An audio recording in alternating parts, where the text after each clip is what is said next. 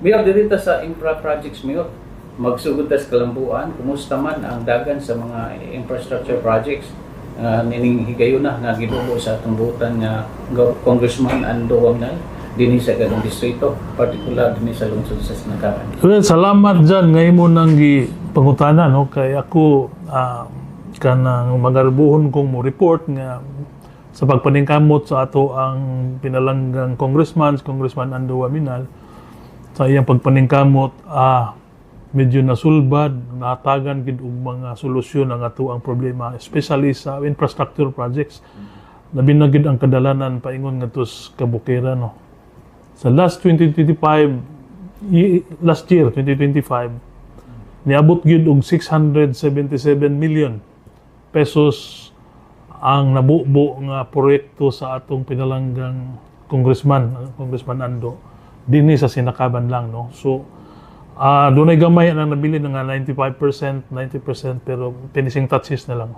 Pero ang kalipay sa katawhan sa Sinakaban, nag-awas-awas tungod kay wala ang tanan natong dalan from the National Highway, all main roads connecting to tanang barangay paingon sa kabukiran, na semento na gyud. Doon na gamay portion nga nahibilin sa Katipunan paingong Tunggo, pero napunduhan na karong tuiga.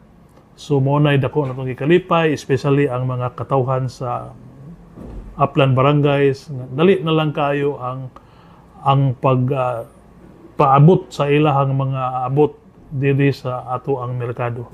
Tungod sa maayong dalan nga gipaningkamutan nga ma-release, matrabaho sa ato ang pinalangga nga Congressman Ando Wagnal. With mention, Mayor, almost 100 million ang last year lang siya nga kuan. Unsay epekto ani sa kinabuhi sa atong mga taga Sinakaban? Well, nako kay epekto abinimunal, no, kay nagistorya mi sa una atong mga taga-bukid nga mga negosyante kanang naa sila'y abot nga kanang pananglitan dadon nila diri magbaligya kupras. Ang may tabo dili na lang nila ibaligya diri sa ubos. Adto na lang sila sa lamay mamalitay pos bukid. Mangumpra na imong dito. Tungod kay mahal kay ilahang bayran sa howling pagpaabog, tungod kay ang rider pod mga rider ibutang tala na yung mga ginagmay niya gikarga lang nilang motor, mahal kayog pangayo. Tungod kay moingon man nga lisod kayo ang dalan. Mo lang mahal ang pretihon. So karon kuan na gyud, balato na lang ang pretihon, sayo na lang pag-ambog. So ang gyud dako kay epekto silang adlaw-adlaw nga panginabuhi. Dayon gawas ana kanang kakuyaw sa biyahe labi nag ting-ulan. So daghan kayo ta og nahitabuan na ang mga disgrasya. Ako isip mayor, sige jud ko hatag anang assistance kay nga balian nga disgrasya tungod sa dili maayo nga dalan.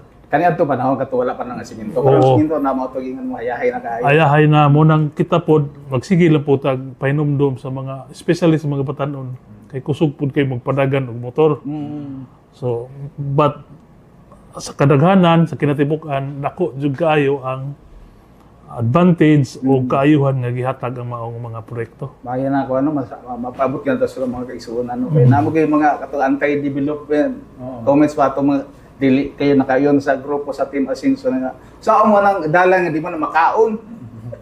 Inana ila mga mga katarungan komentaryo. Oo. Baka discourage ito po nga kami nga kuan dili ni taga Sinakaban. Karon makaabot kay to San Lorenzo Ruiz, gwapo na kay dalan mayor, no? Oh. Sige bati atong taga dito sa San Lorenzo Ruiz. Mao gid na. Nako kini nga dili ni makaon pero instrumento ni. Pagpasayon nga ato ang kaon, ang ato ang makaon, mapaabot na to sa ato ang panimalay or mapaabot na to sa palengke ang ato ang mga pagkaon nga ibaligya. Mo man ni dili man ni makaon pero instrumento ni. Pagpasayon sa ato ang deliver sa ato ang mga abot ngadto sa palengke. Dili din siya kayo mo kay walay gwapong koordinasyon sa national government, local government ug sa ato ang congressman mismo sa atong gobernador nga nagkamot resulta. Boni si ato ang pinalanggang Gobernador Henry Waminal, isugdan niya ni sa una sa iyahang pagka-kongresista napulihan, nadungagan sa ato ang Congressman Ando Aminal na susama usad kaabtik mo nang nabulahan ang katawhan gyud sa probinsya sa Misamis Occidental, especially diri pud sa Sinakaban nga nabilong sa Distrito 2 ni Congressman Ando Aminal.